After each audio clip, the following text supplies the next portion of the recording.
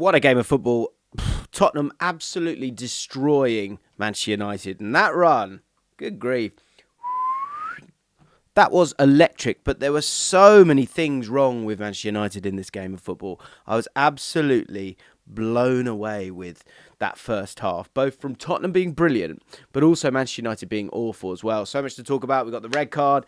We've got each goal that we're going to break down and talk about what went wrong there. I think there were some big mistakes made by several players, and every single goal, regardless of the 10 men or not, there's some problems on the ball, off the ball, and in transition for Manchester United from this first half in particular, where you've got a team that's got an XG of 2 in that first half, and it just didn't feel like the home team against an away team. It wasn't that kind of game. And this is, I must say, a statement, a massive statement from Tottenham, but the wrong kind of statement when it comes to Manchester United. And speaking of which, Erik Ten Hag has come out and he's spoken, and what he said is actually bang on with a lot of it, because the red card obviously does affect the game, and we'll get to that, because but on the ball, that is a massive, massive problem. I think you could have focused more on off-the-ball things because you've got to go and do your job, and we'll break that down.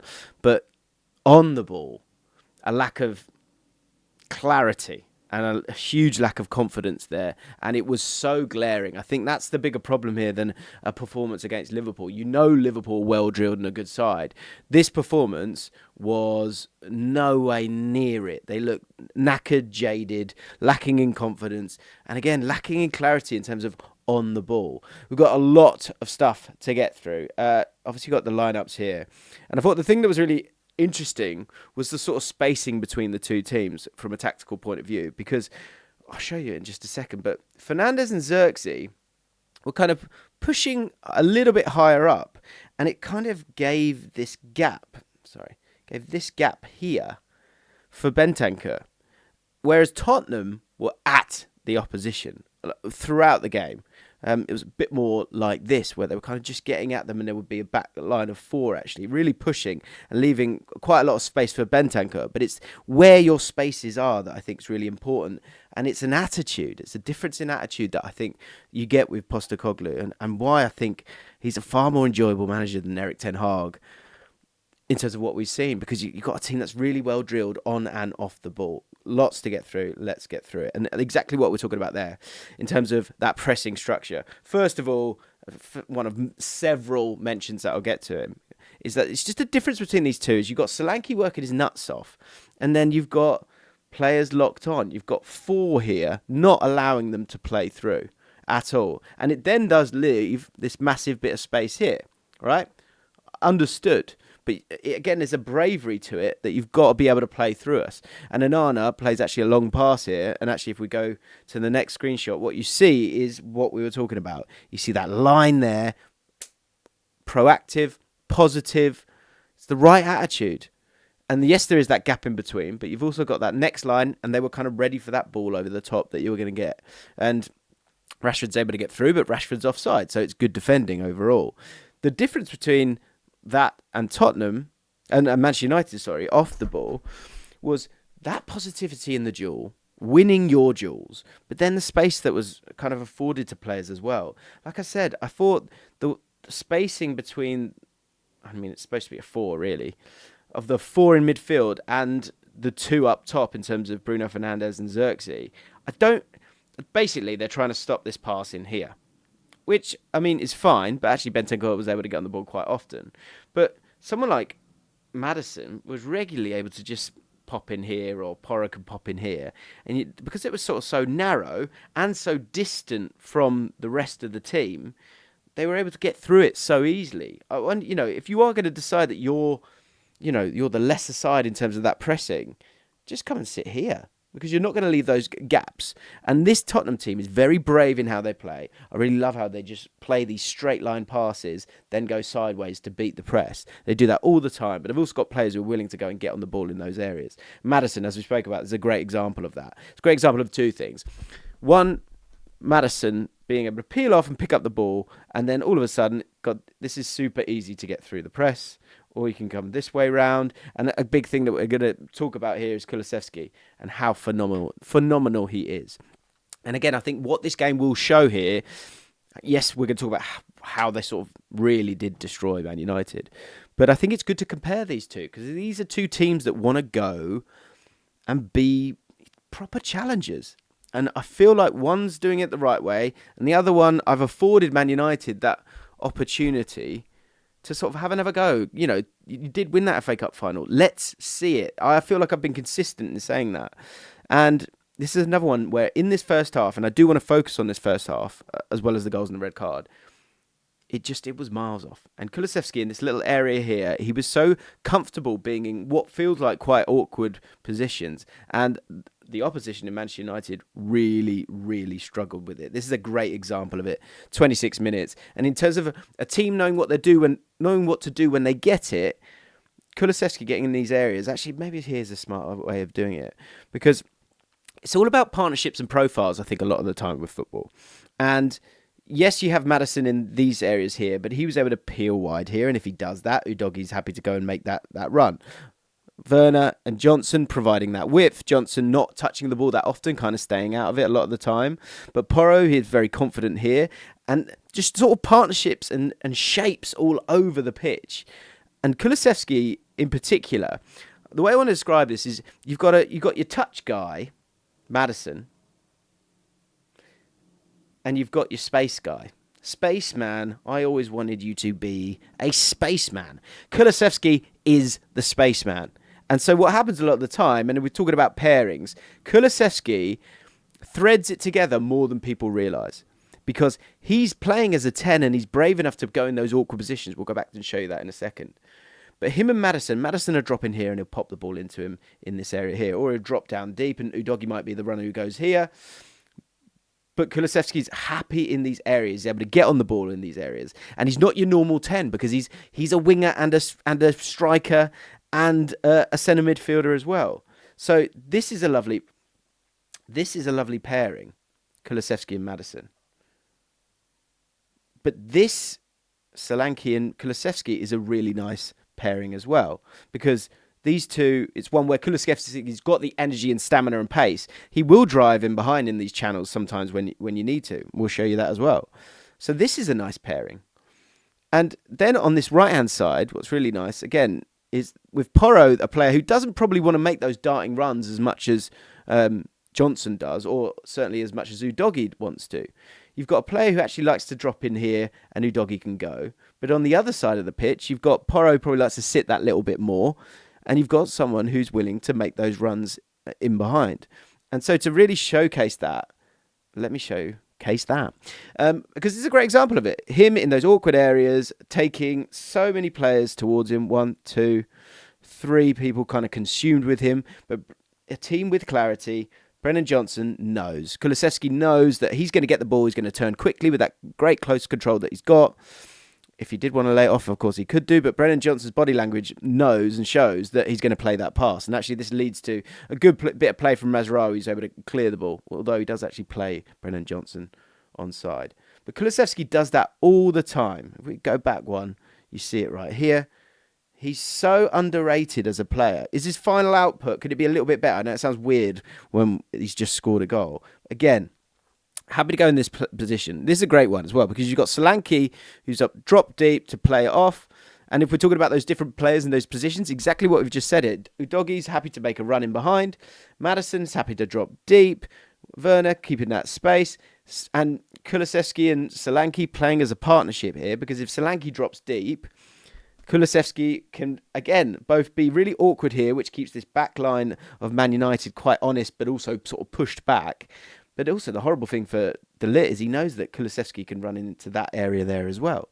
So just really, really lovely movement from Tottenham, and they knew what they were doing all the time. This first line of the press from Man United just absolutely didn't work because they were able to make such an easy overload by just having a centre-back who's brave enough to kind of step forward, Maddison who goes to the places he wants to, and Bentancur's brave enough to sit there and pick up the ball when it becomes available to him. So it's just really, really good stuff from Tottenham. And on the other side of it, you've got Ugarte, who didn't do anything wrong, but we did a video on it. Go check it out. We had some question marks around him. I don't think those have been. We've got rid of those because when he got on the ball, his body shape wasn't always right. He was often playing the ball backwards.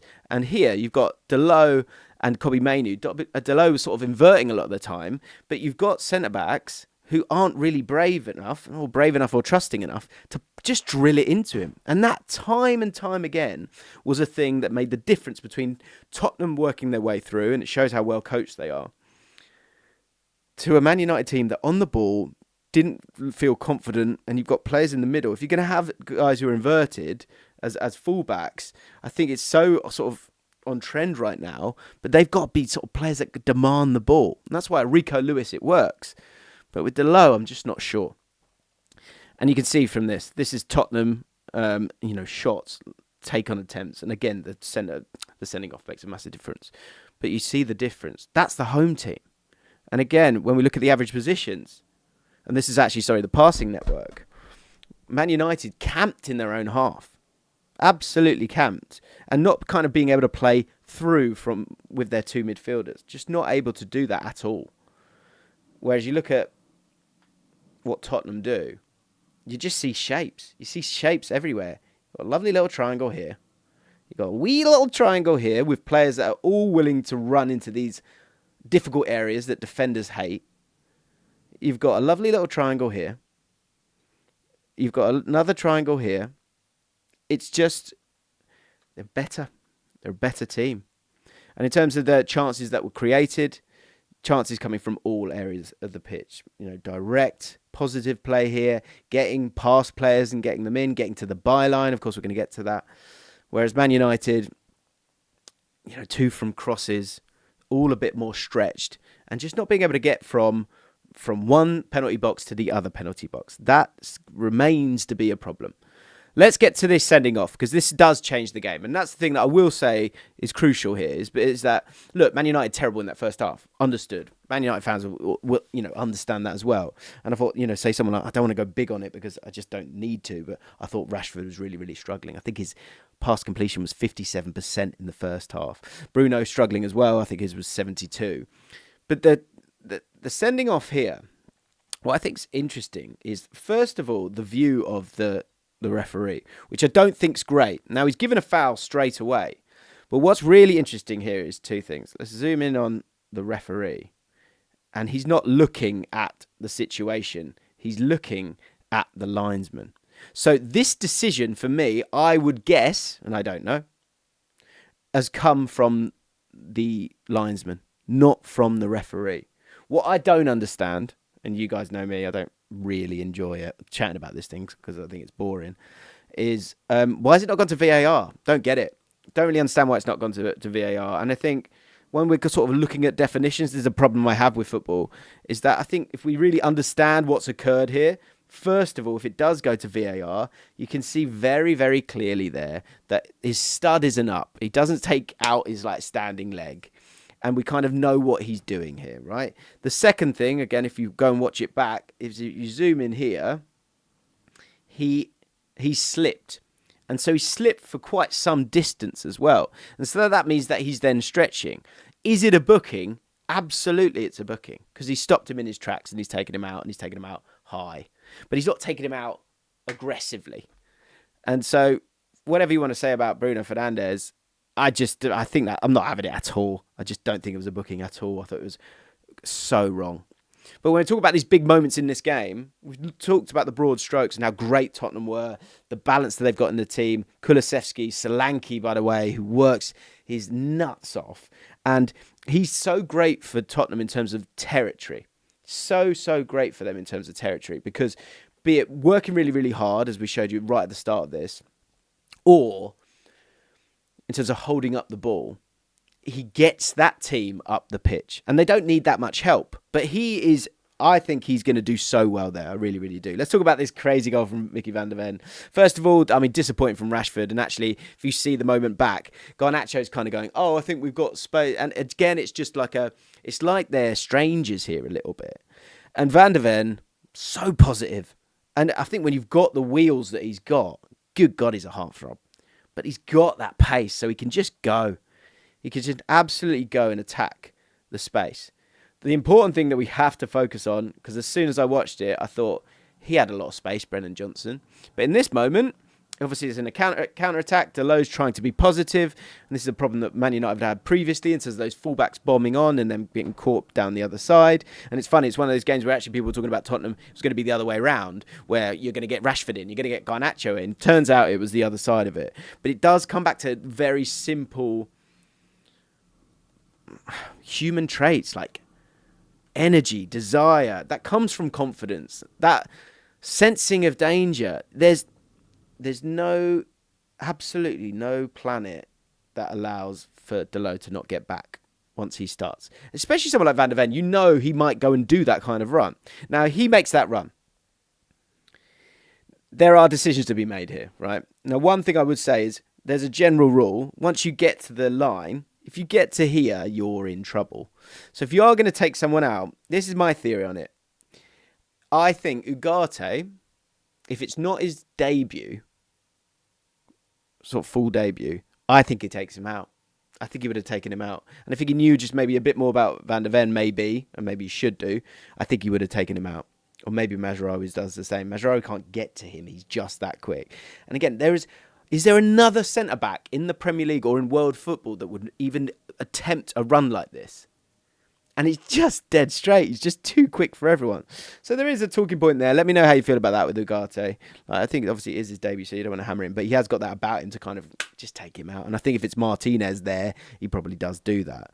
Is it a sending off? Probably not, because you've got two players on their way back. So you probably would get away with it. But there is a general rule, guys, that once you're getting to the 18-yard box, if you're going to go in the box, then you need to make a decision.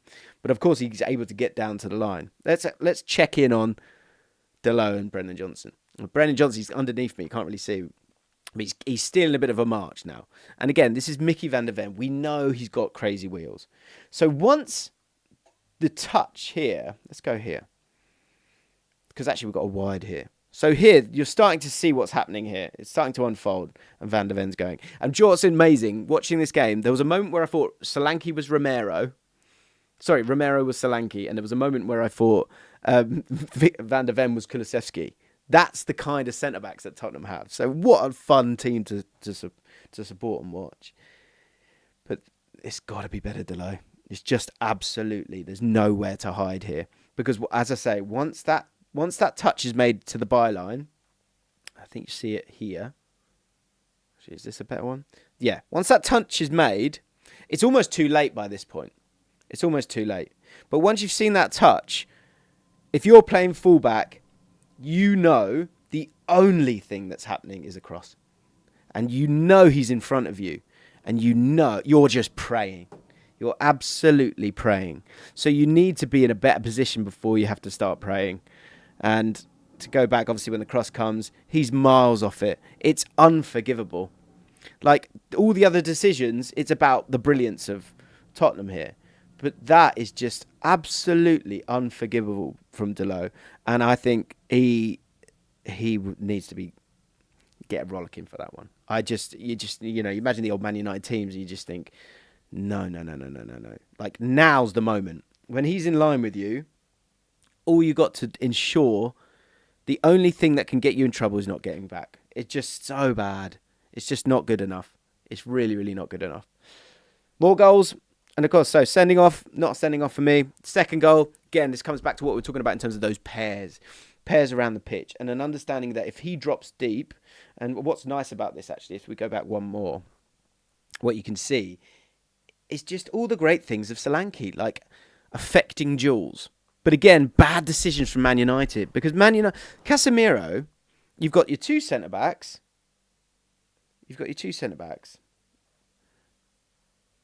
You've got 10 men, and you've got Ugarte here. You just dig a hole. Dig a hole. But he comes up for this duel, and if you're going to do that, you've got to be ready. He wasn't. It was timid. Solanke is absolutely thirsty for impact.